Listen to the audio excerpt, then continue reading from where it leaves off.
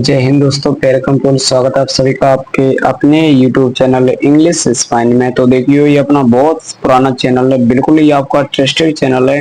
तो देखिए इस पर आपको आज कक्षा 6 की एटिकेट अभ्यास पुस्तिका विषय हिंदी की अपनी पाठ 4 है। इसका नाम है अपना हिंदुस्तान कहाँ है।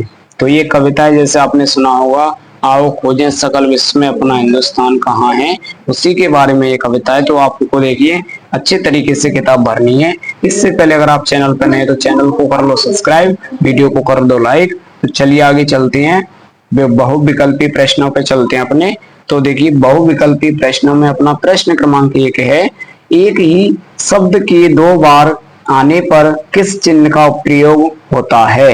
तो एक ही शब्द जब दो बार आता है तो उसे योजक चिन्ह कहते हैं। जैसे डैश सी आपने कई बार देखा होगा, जैसे दिन रात, तो इनमें बीच में चिन्ह आ जाएगा डैश। जैसे जल्दी जल्दी, तो इसमें बीच में क्या आ जाएगा, डैश आ जाएगा। इसी उसी चिन्ह को योजक चिन्ह कहते हैं। अगला देखिए प्रश्न क्रमांक दूसरा अपना, वर्तमान शिक्षा में जरूरत है।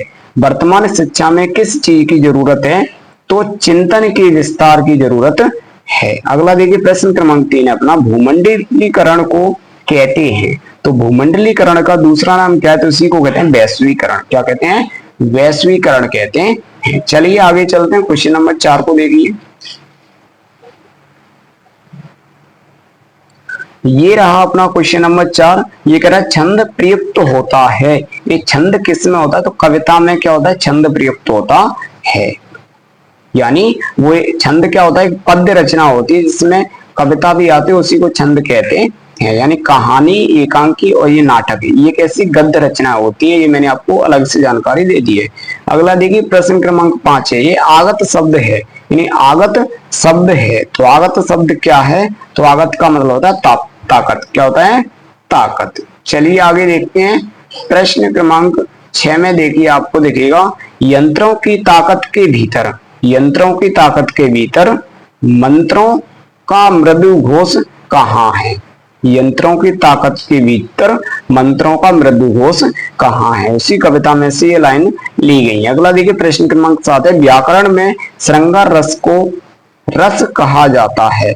श्रृंगार रस को क्या कहा जाता है, रस कहा जाता है। यानी जो श्रृंगार है उस नाम का व्याकरण में एक रस भी उपस्थित होता है। जो 10 रस होते हैं उनमें से एक होता है श्रृंगार रस। आगे देखिए 8वां प्रश्न है अपना, संपन्नता का दूसरा नाम क्या होता है, तो वैभव। जैसे मान लो कोई व्यक्ति संपन्न है तो वैभव से भरपूर है। अगला देखिए प्रश्न क्रमांक 9 है अपना, मीरा, कबीर, भारतेंदु, खुसरो, ये सभी क्या है, कवि कुल के हैं। यानी कवि है, ये कविता लिखते थे। आगे देखिए प्रश्न क्रमांक 10 है अपना, अच्छा व्यवहार करना नैतिक मूल्य है। कैसा मूल्य है, नैतिक मूल्य है। चलिए आगे देखते हैं प्रश्न क्रमांक 11 अपना, टेलीफोन मोबाइल के पूर्व संचार के क्या माध्यम थे। तो लिखेंगे पत्र, चिट्ठी, तार।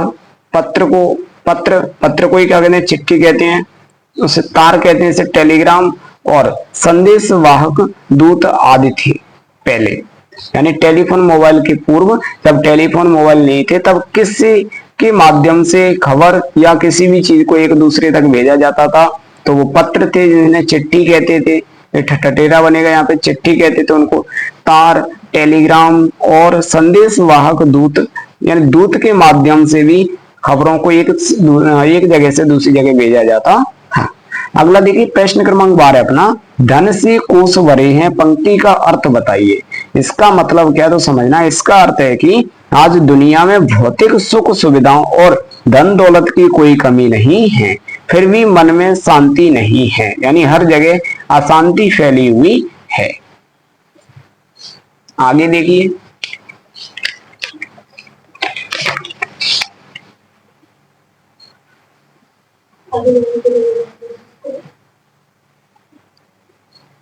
आगे देखिए प्रश्न क्रमांक 13 अपना, आज शिक्षा में किस बात की कमी दिखाई देती है।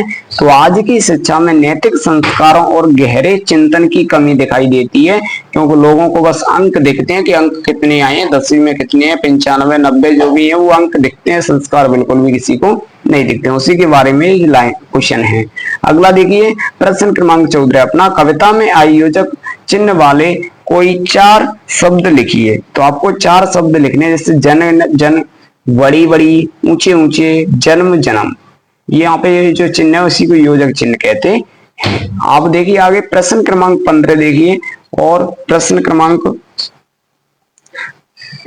15, प्रश्न क्रमांक 16, 17 और ये प्रश्न क्रमांक अपना 18 है। आप इसमें से देखकर बिल्कुल अच्छे से अपनी किताब भर सकते हैं। वीडियो को रोक लेना और यहाँ पे अच्छे से देख सकते हो। आगे देखिए, आगे चलते हैं।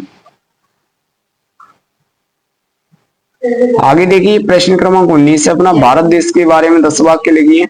अपने देश के बारे में 10 वाक्य लिखने हैं। तो हमारा भारत देश एक महान देश है।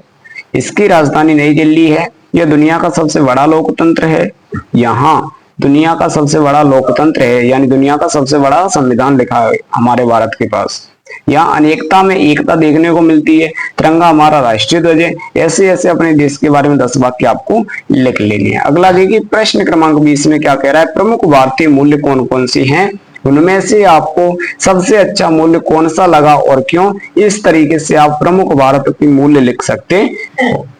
अच्छे से वीडियो देखकर आपको किताब भरनी है अच्छे से साफ साफ। उम्मीद है दोस्तों आपको वीडियो बहुत अच्छा लगा होगा।